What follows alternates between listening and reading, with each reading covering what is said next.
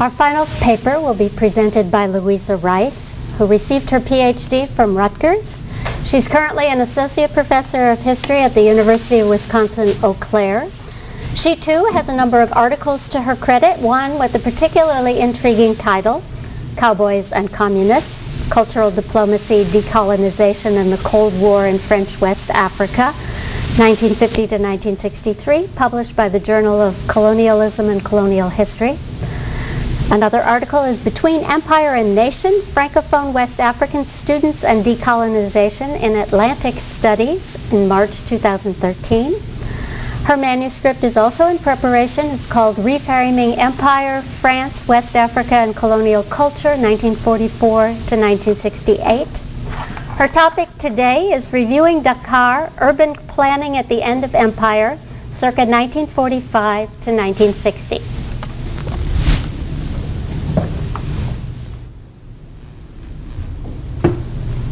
Thank you. And so I get to go back in time now, right? So we're now in the period between the post-colonial and where Kate's stuff ends. And I'm also being difficult by not working on surveillance. So it's sort of connected, but not quite as nicely as it could be. I'm going to read part of the paper that was posted and stress particularly some of the things that Kate is interested in too, I think. The way that the binaries that have sustained colonial rule, so European, indigenous, modern, traditional, are both clearly breaking down at the end of empire, and also, I think, re-emerging in new ways. The French Union, created in 1946, was a problematic construct. Theoretically, a reframed version of empire in which all imperial subjects were now citizens. In practice, it became clear that those populations outside France had a different quality of citizenship. And this is the topic of Fred Cooper's most recent work. The ambiguities of this new conceptualization were debated and challenged in the various political arenas of the Union, but they were also implicated in several post-war imperial projects, especially in French attempts to make the Union a real, lived experience. This paper investigates one such project, the plan to develop Dakar, the capital of French West Africa, in the years immediately after World War II. Indeed, here, planners envisaged transforming Dakar and the surrounding regions into one of the, quote, economic and cultural centers of the French Union. The tensions of union, supposedly engendering an equitable relationship within the imperial frame, and yet continuing to reproduce and rely upon ideas of difference, were, I argue, mobilized in the plan for this imperial city. Most notably, key decisions were made about segregating areas of Dakar, often employing colonial ideas of modern and traditional, which undermined the universalistic claims of both French imperialism and urban design. The team of French architects and urbanists confronting the mushrooming city after World War II placed their work firmly in the context of the civilizing mission, stating in the preface of the plan they drew up that, quote, the urbanist should see his principal task as human progress, and later, quote, that it was time to bring order and discipline to this evolving world in Dakar. Finally, they concluded the assertion of French power was paramount, saying, at a time where everywhere the revision and regrouping of national forces is being undertaken, it is important that the values and efficiency of French programs are affirmed on the African continent. So this was then part of this idea of recasting colonial rule. Drawing up and executing the plan, however, involved confronting the disjuncture between metropolitan theory and what was practical on the colonial ground. A 1948 letter from the Ministry of Overseas France reminded governors in individual territories in Africa about the universalistic purpose of urban design. The minister stressed, quote, that the end of the urbanism project is to harmoniously and rationally organize the way man lives, to facilitate everyday life, to continue to increase standards of living, and to give the city an original and agreeable face. The minister's description then highlighted one universal, man, as the beneficiary of urban design. However, this was not how those designing Dakar imagined their task. One of the three lead urbanist architects, and that's how they called themselves, Raymond Lopez, argued that the colonial urbanist task was greater than the work facing metropolitan designers because the former was called upon to improve conditions for two ways of life, the European and the indigenous. The ministry's focus on rationalization and the designer's concerns about two ways of life became most evident in discussions surrounding the redesign of the Medina, an area primarily inhabited by the indigenous populations just to the north of the plateau of Dakar. This was initially envisaged, and I say more about this in the original paper, as sort of a way of segregating populations, and it was a public health design around the time of World War I. In 1946, Lopez, this urbanist, lamented the erosion of segregated zones in the city. As a solution, the team of 3 architects proposed the reinstatement of a specific form of segregation in Dakar. Lopez insisted that this not be seen as racial in motivation, but rather as something that he called technical segregation. Odile Goerg argues that such shifts in terminology were consistently employed in 1950s French colonial urbanism. As she writes, profound changes in practice were not possible. Quote, only alterations were pursued, shrouded in a progressive discourse, end quote. Indeed, in Dakar, it was clear that a familiar hierarchical system was being employed to organize space, regardless of what it was called. As the Inspector General of Urbanism explained in 1945, quote, the indigenous population will, according to their degree of evolution, be closer to or further away from the center of the city. The inspector insisted that this was not a form of compartmentalization, but rather would happen naturally as housing requiring greater or lesser expenditure was grouped together. The implication that this was an economic, not a racial form of spatial construction. A later 1955 report indicated that the project was eventually all but abandoned, despite what the author described as the brutal coexistence of 2 civilizations in the cities of AOF.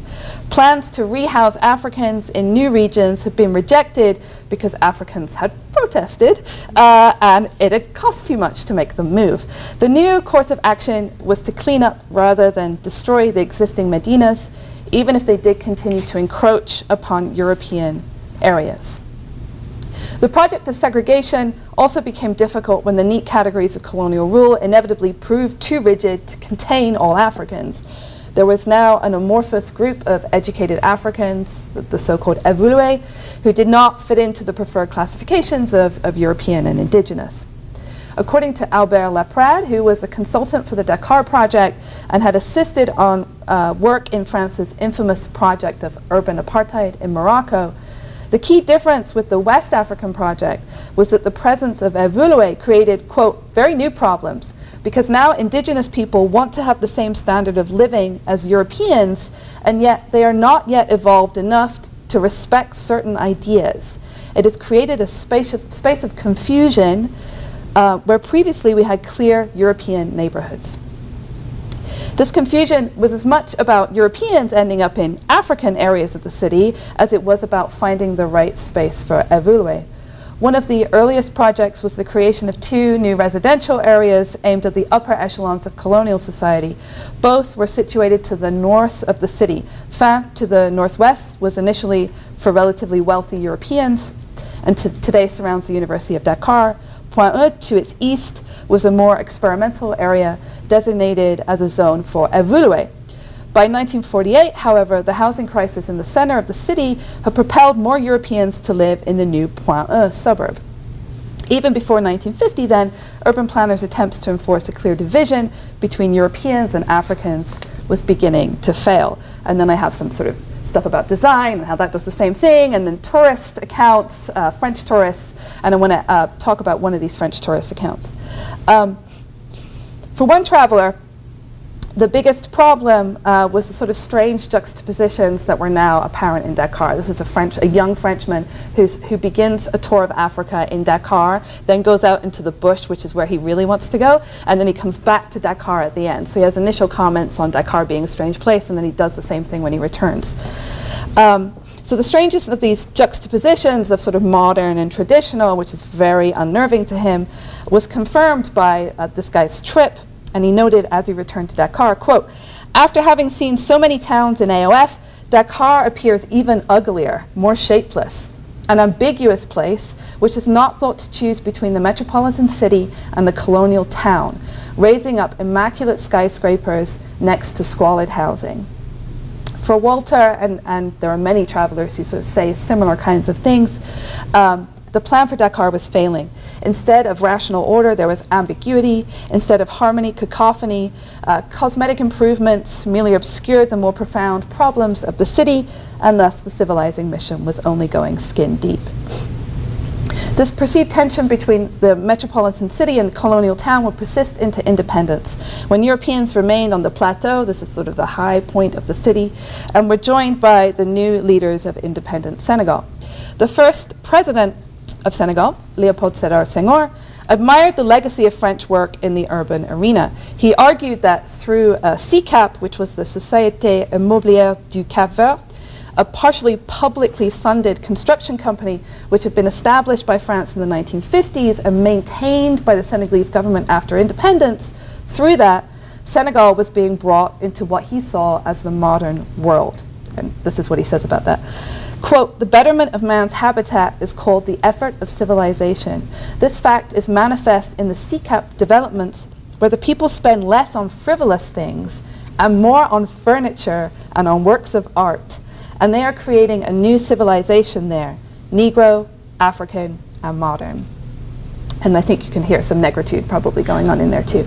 The civilizing ideology of colonial urbanism was seemingly alive and well in post-colonial Dakar.